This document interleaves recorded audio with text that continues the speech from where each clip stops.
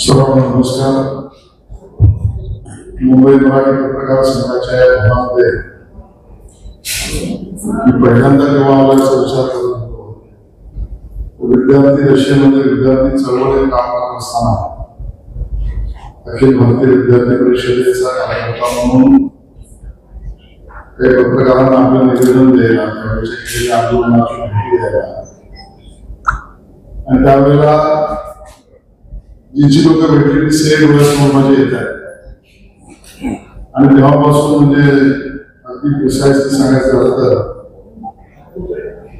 1990-91 पासून माझा मुंबई पत्रकार संघ आहे आणि या सगळ्या सहकार्याशी माझं संपर्क आहे. त्यामुळे चव्हाण ज्या वेळेला निमंत्रण केलं की असा आमचा वार्ताला होतो तर मी म्हटलं आहे नक्की येईल. आणि त्यामुळे मी आलो याचा विषय माझ्या डोक्यात मी ठरवून ते बोलण्याचं काढलं. गप्पा मारून म्हटलं, गप्पांमध्ये प्रश्न आलेच, जे उत्तर आलेच, त्याच्यावर काही ना काही विश्लेषण करणारा तुम्ही मोकळे, काही काही शिकायला मी मोकळा, या पद्धतीच्या कल्पनेने आले. पण सुरुवातीला मंडळींनी सांगितलं की तुम्ही काही मिनिटं तुमची भूमिका मांडा. मला असं वाटतं की दोन पद्धतीने अगदी थोडक्यात मी माझं मत मांडतो. आणि ते म्हणजे की मी सरकारचा एक भाग आहे, सांस्कृतिक कार्य, माहिती तंत्रज्ञान आणि मुंबई उपनगराचा पालकमंत्री म्हणून आणि भारतीय जनता पक्षाच्या कोर कमिटीचा सदस्य, प्रदेश कोर कमिटीचा प्रमुख सदस्य म्हणून संघटनेचं सुद्धा काम आहे. माझ्या आयुष्यातला बराचसा काळ संघटनेच्याच कामात आहे. आणि दोन्हीचं जे काही ठळक उद्देश मला आत्मविश्वास वाटतं ते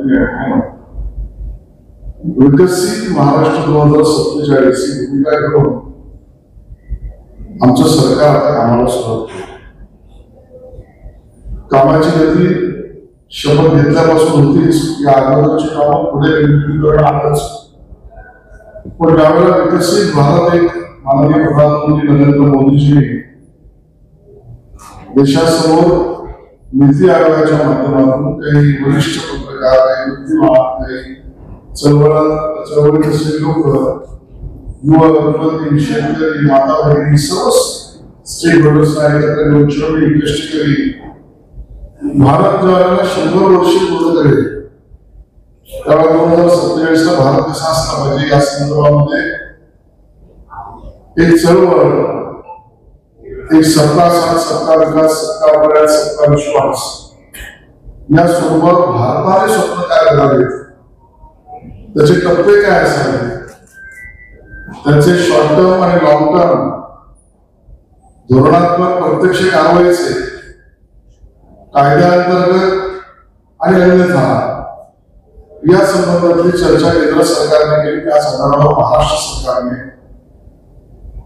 महाराष्ट्र विजन महाराष्ट्र 2047 आणि त्या प्रत्येक विभागाच्या बाबतीमध्ये त्या विभागात बैठका झाल्या, सचिव स्तरावर बैठका झाल्या, उपसचिव स्तरावर बैठका झाल्या, जनतेतनं हरकती सूचना सुद्धा घेतल्या, हरकतीच्या सूचना आणि त्या सूचनांच्या आधारावर काही विषय समोर आले, काही सर्वे झाले. सर्वेक्षणावर लोकांनी मतं मांडली, काही स्टेक होल्डर्सच्या बैठकी झाल्या. आता एक प्रारूप त्याचं बनलं, 2 कॅबिनेट अधिकार प्रारूपाला मान्य झाले. त्याच आधारावर सांस्कृतिक कार्य मंत्रालय आणि माहिती तंत्रज्ञान विभाग यांनी सुद्धा आपापली ठळक त्यातला असलेला आपली सहभागिता या विषयावरचं निर्णय घेतले. आणि अगदी स्थळ सांगायचं झालं तर आमच्या येणाऱ्या काळात हा प्रयत्न आहे सार्वजनिक आणि खाजगी भागीदारीतला सुद्धा तो करावा.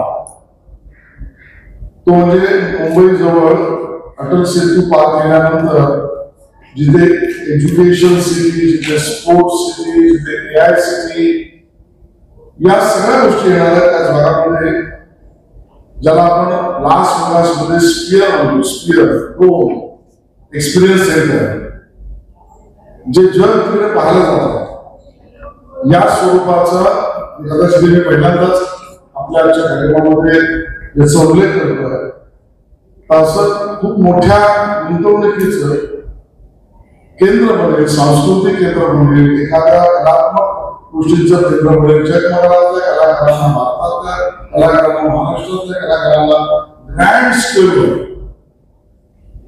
आणि त्याबरोबर टेक्नॉलॉजिकली जे एक्सपिरियन्सेस घ्यायचे असतात, आता 5K आहे, 3D आहे, AI आहे, या सगळ्याची अनुभूती घेण्यासाठीचे SSPL 2 त्या ठिकाणी करण्याचे येणाऱ्या टप्प्यामध्ये आम्ही ठरवलंय. त्यासाठीची प्रक्रिया सुरू आहे.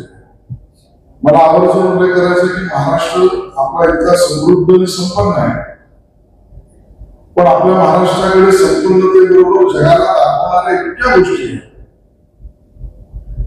म्हणजे किती चित्रकारांची नावं, त्या चित्रकारांपासून, शिल्पकारांपासून, पाककलेपासून, वस्त्रकलेपासून, नृत्यकलेपासून, वास्तुकलेपर्यंत सगळ्या जगासमोर मांडणाऱ्या गोष्टी आपल्याकडे आहेत, मांडण्यासारखं आपल्याकडे आहेत. पण स्वतःच्या राज्याच्या मालकीचं संग्रह आलेलं आहे.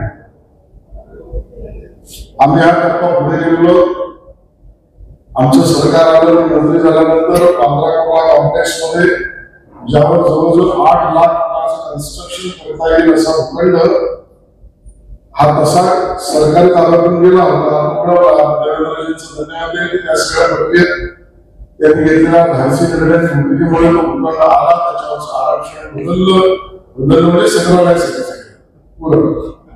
नंतर त्याच्यावर बदल झाला आणि संग्रहालयासाठीचं आरक्षण करून त्यावर झोनल ऑफिस आहे, जवळचा ऑफिस, आपलं रेल्वे मेट्रो रेल्वेचं स्टेशन आहे, त्यामुळे अशा स्वरूपात PMC करून त्याचं डिझाईन फायनलायझेशन चालू आहे आणि येणाऱ्या काळात राज्याचं स्वतःच एक संग्रहालय. तिसरा मुद्दा ठळकपणे सांगायचा झाला तर आपल्याकडे 14 कोटीच्या वर अशी दस्तावेज आहेत की ज्याचं मूल्य अमूल्य आहे. ती वेगवेगळ्या दप्तरामधली आहे. इंग्रज काळाने ती छत्रपती शिवाजी महाराजांच्या मोडी लिपीतल्या पत्रापासूनची आहे. ऐतिहासिक आहे, धार्मिक आहे, सांस्कृतिक आहे, सामाजिक आहे, सर्वांत आहे. हे दस्तावेज जे आहेत त्या सगळ्यांचं आपण आता संरक्षण, जतन आणि डिजिटलायझेशन करतोच आहे. पण आपल्याकडे अभिलेखा भवन गॅझेटरीज म्हणूनची मालमत्ता सरकारची नाही. त्यासाठी BPCL 5 लाख कोटीचं कन्स्ट्रक्शन करण्याचा दुसरा फंड मिळवला. त्याच्यावर त्यासाठीचं आवश्यक आरक्षण करून त्याच्यावर सुद्धा PMC फंड करून त्याचं बजेटिंग चालू आहे.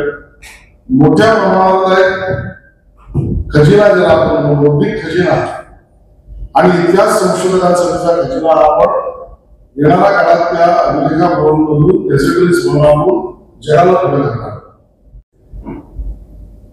11 महाराष्ट्रातले एकता जिंजीचा हा अख्खी लढाई ती लढाईच असते, बौद्धिक लढाई आहे. असं म्हटलं तर चुकीचं होणार नाही. काही जे युनेस्कोच्या ऍडवायझरी कमिटीवर बसलेल्या आयकॉमर्स मधले सदस्य यांच्याशी मानसिक व त्याला रंगाची लढाई म्हणतो आपण, ती लढाई. पण या सगळ्या केंद्र सरकारने माननीय मोदीजींचे आपण धन्यवाद व्यक्त करू. त्या सगळ्या हा प्रस्ताव देशातून आपला प्रत्येक राज्याचे प्रस्ताव असतात त्याला प्राथमिकता देऊन तो आपण गेला 21 देशांच्या समोर मंजुरी करताना त्यासाठी लागणारा मूल्य तर आपल्याकडे वैश्विक अद्वितीय मूल्य तर होतच, पण त्याबरोबर लागणारे डिप्लोमॅटिक चॅनल्स आहे सगळ्यांना आपण ते बाळगले आहे आणि त्याचा आता संवर्धन, जतन, सुशोभीकरणाचा कार्यक्रम त्याचं धोरण आपण फायनलाइज करतोय. हे आपण त्या ठिकाणी यशस्वी करू शकतो. हाही पहिल्यांदाच उल्लेख करत होते. संविधान दिवसाच्या दिवशी युनेस्कोच्या कार्यशाळा कार्यालयामध्ये आपल्या सरकारच्या वतीने, महाराष्ट्र सरकारच्या वतीने, केंद्र सरकारच्या सहाय्याने आपल्या तिकडचे जे दूत आहेत युनेस्कोचे भारताचे त्यांच्या पुढाकाराने माझ्या विभागातून केलेल्या प्रयत्नातून परमपूज्य भारतरत्न डॉक्टर बाबासाहेब आंबेडकर यांचा श्रद्धांजली पुतळा हा मूळ युनेस्कोच्या कार्यालयात समारंभपूर्वक लागणार सुद्धा आपण अशा बऱ्याच गोष्टी या सांगण्यासारख्या आहेत. मला तुमच्याकडे प्रश्न याचे संघटनेच्या जीवावर निवडणुकीला आम्ही समोर गेलोच. आजच सकाळी सलग 3 तास म्हणाले देवेंद्रजी रवींद्र चव्हाणजी बावनकुळे आम्ही सगळेच ज्यांच्याकडे विविध निवडणुकांच्या करण्याची जबाबदारी आम्ही सगळे बसलो. जिल्हा परिषद, नगरपंचायती, नगरपालिका या विषयामध्ये आपण नगर परिषदांच्या निवडणुकीच्या बाबतीतला सेंट्रली आम्ही केलेला सर्वे, स्थानिक त्या ठिकाणी नगर परिषद स्तरावर त्या जिल्ह्यात आमच्या केलेला सर्वे, उमेदवारांचा अर्ज, त्याची छाननी, त्याच्यावरचा संघटनात्मक चेहरा, संघटनेच्या बैठका, बरोबरीने फॉर्म भरण्याच्या बाबतीतला डेमो, अशा सगळ्या गोष्टी पूर्ण करून आता 13 तारखेपासून अर्ज दाखल करून आम्ही निवडणुकांमध्ये उतरत आहोत. आणि मला असं वाटतं की 2 तारखेला मतदान आहे, 3 तारखेला निकाल आहे. आणि त्यामुळे 3 तारखेचा निकाल असल्यामुळे मी पूर्णपणे शाश्वत आहे की विरोधकांचे मालका सगळ्यांचे निर्धार असतात. आणि 2 इलेक्शन असल्यामुळे आमचे मत डबल होते. मला वाटतं मला बोलायचं एवढंच पुरेसं आहे. तुमच्या विचारासाठी ते खात्याने केलं हो केला हो कुठल्याही बातमीचा परिणाम निवडणुका होईलच. आणि त्यामुळे निवडणुकांमध्ये मतदारांचा कौल हा महत्वाचा असतो. मतदार हा आपल्याकडे सगळ्या विषय आहे. आमचा मतदार, मतदान केंद्र, मतदान यंत्र आणि मतदार यादी याच्यावर भरोसा आहे. आणि त्यामुळे त्या सगळ्यांच्या रचनेतून मतदार व्यक्ती काम करतो. आता महाराष्ट्र उद्धव ठाकरे एकत्र येणार मुंबईमध्ये काही वर्ष असं की आज उद्धव एकत्र मराठी माणसाला येतील किंवा यावं आता खूप चर्चा होती. आता ते आले तर त्याचा कितपत परिणाम होईल? कुटुंब एकत्र आलाय तर आमचा आनंदच आहे. त्या दोघांचं कुटुंब एकत्र आलं कुणाचंही तर त्याच्यात आम्ही प्रश्न उपस्थित करावे अशा काय करावे म्हणून आम्हाला आनंदच आहे. पहिल्यापासून ते एकत्र राहिले असते अजून आनंद राहिला असता. पहिल्यापासून ते एकत्र राहिले नाही याचे कारण उपस्थित आहे. ते पहिल्यापासून एकत्र न राहता पुन्हा एकत्र आले त्याचं कारण आता कळेल. आणि म्हणून असं वाटतं कुटुंबाला आम्हाला काही प्रतिक्रिया द्यायची नाही.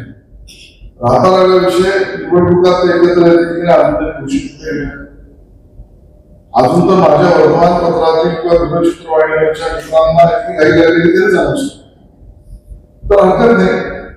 त्या अनाउन्समेंटला त्याला फॉर्मली करू द्या आणि त्याच्यानंतर प्रतिक्रिया वेळ सोयीचं पडेल. पण एवढं नक्कीच सांगेन जर ते येणार असतील असं धरून तुम्ही मला प्रश्न विचारत असाल तर त्यांचं एकत्र येणं हे निवडणुका होत आहे का नाही याचं उत्तर आम्हाला द्यावं लागेल. आणि ते जर येणार असतील याच्यावर खरं आलं तर त्याचा निघणारा निष्कर्ष आहे की भारतीय जनता पार्टीने महायुतीची घेतली म्हणून त्याला एकत्र यायला लागतंय. आता निष्कर्ष घोषित त्याला एकत्र येऊ द्या. स्पष्ट मुंबईकरांचा कलही स्पष्ट आहे. मुंबईकरांचा कल लोकसभेत झालेल्या मतदानात महापालिका वॉर्डांचा रिझल्ट जर आपण मॅप केला विधानसभा निवडणुकीमध्ये महापालिका वॉर्डशहा जर निवडणुकांचा निर्णय मॅप केला आणि आताच असलेलं मुंबईकरांमधील चर्चा, वातावरण, सर्वेक्षण आणि विरोधकांची होणारी पडताळ होईल या सगळ्याचा निष्कर्ष एकच आहे की महायुतीचा महापौर होईल. याच्यापेक्षा वेगळं काहीही होऊ शकत नाही.